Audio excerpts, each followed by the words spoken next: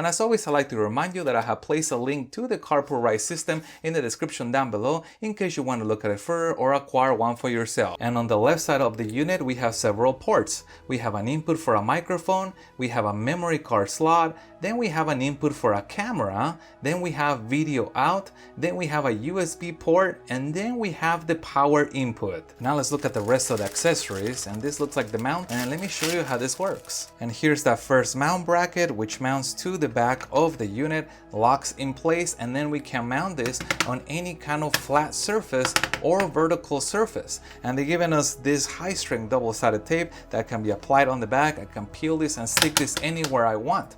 Also, you'll notice that if I choose not to use the tape, there are holes in here if I want to screw this down to either a vertical surface or a horizontal surface. And the bracket does have the ability to tilt, and then we can lock that position in place, and we can also turn the Carpuride system so it faces any direction that we want it to. And here's the second mount. Let's get this guy out and I'll show you how it works. And here's what the second mount looks like, which uses a heavy-duty suction cup in the bottom to be able to mount this unit directly on a windshield or any other flat surface. Now to attach this mount to the device, it locks in the same way as the other one by sliding it up and locking in there. And this device also has some interesting adjustments like the prior one. We can adjust the monitor up and down and then lock that position. We can also turn or aim this device anywhere we want to and lock that position. But probably my favorite adjustment of all is that it can come out or it can retract, and we can lock a position in place, allowing us to control how close we are to the Carpuride entertainment system. Well, they also included this additional vase which can be used for the suction mount. If for some reason we do not want to mount it to the windshield, or we do not have a flat surface on our vehicle, we can stick this to the vehicle and then the suction mount can stick directly to this plate. And to power up the Carpuride system, they have included the cigarette lighter adapter plug. And we also have this icon right here that allows us to cycle through different backgrounds on here. They're not that drastic, but it's kind of nice that we're able to change between a few of those. And then we have a brightness adjustment. Now the brightness adjustment is quite interesting because it does have a built-in light sensor. So if we wanted to have that brightness automatically adjusted, we can turn that sensor on and the system is going to adjust the light to what it thinks is best for you. However, I always like to have mine manually because I like to blast the brightness all the time. And we also have a volume button where we can adjust the volume up and down by dragging on this slider. Moving over to the larger icons, we have a display off option. If for some reason the display is too bright and we still wanted to listen to music but have the display off, we can do that, and then we can tap the screen one more time and the screen returns back to normal. Moving over to the far left, we can connect to the Carpuride using the Carplay option by following these instructions and enabling the Carplay functionality. I have an Android device, so I'm gonna connect to it through the Android Auto interface. And here's the Android Auto interface. It's literally like I'm in my brand new car with full access to all the menu settings that we are familiar in Android. Moving over to Auto Link. What this does, it allows us to mirror our phone directly on this screen. And as you can see right now, my phone is being mirrored. It does have to be connected, but as you can see that the interface is literally the same thing as what I am seeing on my phone. So perhaps if I wanted to use for some reason this display instead of my phone, for whatever reason, I could do that. Now let's flip it over this way so we can get a full view. So that is pretty cool. Being able to mirror a phone really unleashes the full capability of what this device can do for us. Well, how do we get back to the main menu from here? Well, if I tap the screen, we have this overlay that allows us to go back home or adjust the volume or mute the volume in one push. I'm gonna hit home right here so we can return to the main screen. Moving over to USB, as you can see, I have loaded a USB drive and we can play the media files that are in here. Now I have some music on here, and right now we are listening through the speaker that's built in on here. When we move over to the car, we're gonna connect to the car and listen to this in full volume. Well, let's just test out the built-in speaker in here. Let's see how loud it actually is. It's pretty cool. Next one. Not bad to be a little 4-watt speaker.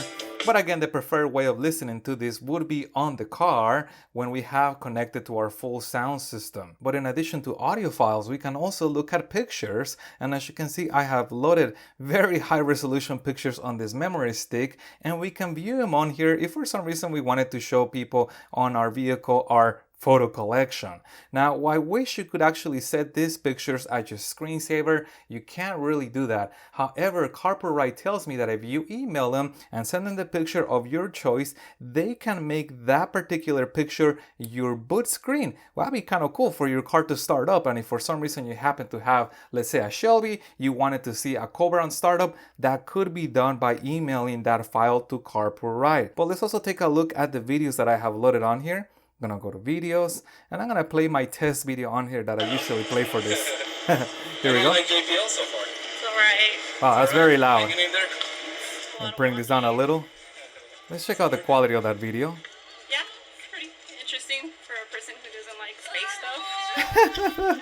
So that is pretty neat. We can potentially load a big file on here, such as a movie. Now, the same thing can be done if you load those files in a SD memory card instead of having a large USB stick sticking out the side like this. And we're now inside of an older card that does not have Bluetooth and does not have any way of inputting audio without swapping out this entire stereo system. So I am using the FM transmitter, and the way this works is you find a station that is not being used. And where I live, 91.7 is nothing. So I have tuned that in here to 91.7. Notice how it's on because it's green. And the radio has also been to 91.7. So now if I go back to the main interface, I can now use all of its functionality by the speakers of this radio. So for example, you saw earlier we had music. And it actually sounds pretty clear.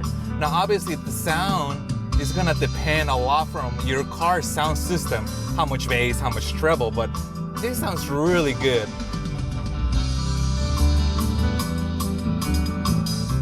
And there was no wiring required. It's all coming from the FM transmitter. So I'm now connected to my phone for the mirroring function, and this is YouTube. And as you can see, I can watch videos from YouTube through this screen while the sound is coming from my car. And that is because I'm connected with the FM transmitter. But the same can be done if we were connected with the line out interface that they include.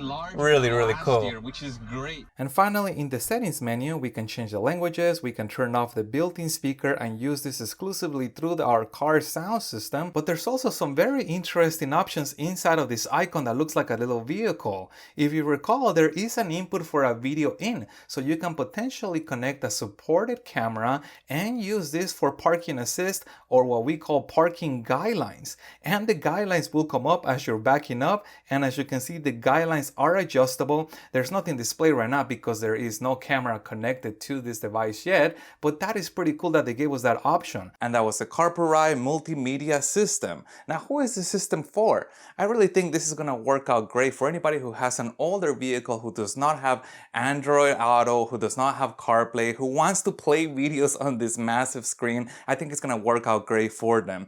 When I slapped this on the vehicle, it actually reminded me, or felt like I was in a Tesla because of the way that the screen is located. However, I put it there just for ease of filming. Technically, because of the two mounts that they included, this thing can be placed anywhere you want in the vehicle, high, up, low, hidden, or somewhere towards the rear of the car if you wanted to entertain the passengers. So remember, I have placed a link to the Carpuride system in the description down below if you want to look at it further or acquire one for yourself, along with a discount code to save you a little money when ordering one of these Carpuride multimedia systems. And if you guys have any other questions regarding how this system works, please put that in the comments down below. If you found any part of this video helpful, hit the thumbs up button to support the channel, and stay tuned as I have a lot more cool gadgets and other car product reviews coming for you guys. Thank you guys for watching, and as always, I'll see you on the next one.